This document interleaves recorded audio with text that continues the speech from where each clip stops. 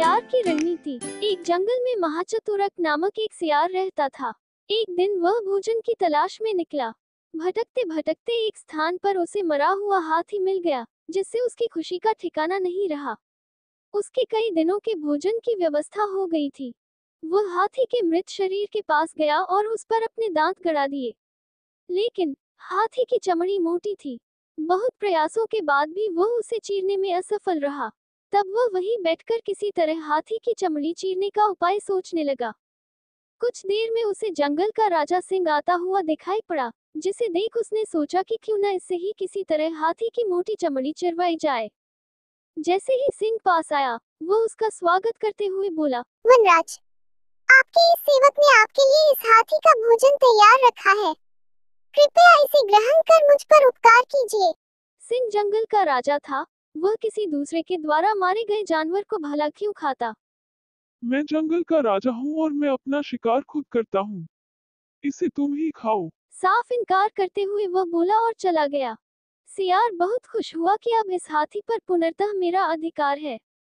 परंतु समस्या अब भी जस की तस थी। थोड़ी देर बाद वहां से एक बाघ गुजरा। मृत हाथी पर दृष्टि पड़ते ही उसकी लार टपकने लगी। जीभ लपल पाते हुए वह मृत हाथी की ओर बढ़ा, तो सियार ने उसकी मंशा भांप ली। वह बोला, अरे बाघ भाई, बड़े दिनों बाद आपके दर्शन हुए। सब कुशल मंगल तो है? मैं ठीक हूँ। तुम कैसे हो और इस मृत हाथी के पास क्या कर रहे हो? बाघ ने पूछा। सियार बोला, मैं यहाँ इस मृत हाथी की रखवाली कर रहा हूँ। सिंह ने इसका शिकार किया है और मुझे इसकी रखवाली की जिम्मेदारी देकर नदी में स्नान करने गया है।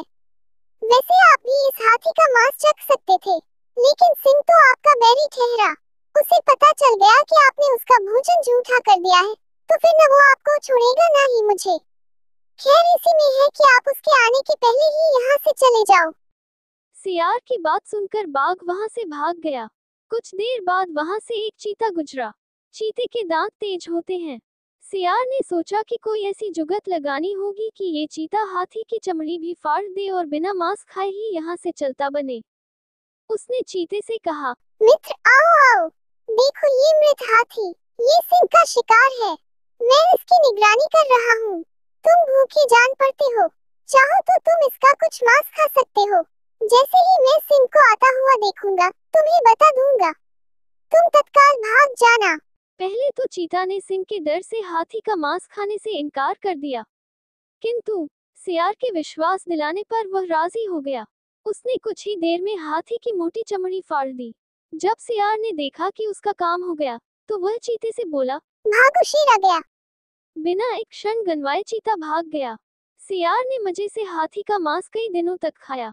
इस प्रकार उसने अपनी चतुराई और सूझबूझ से अपनी समस्या का समाधान निकाला। सीख, किसी भी समस्या के समाधान के लिए सूझबूझ से काम लो।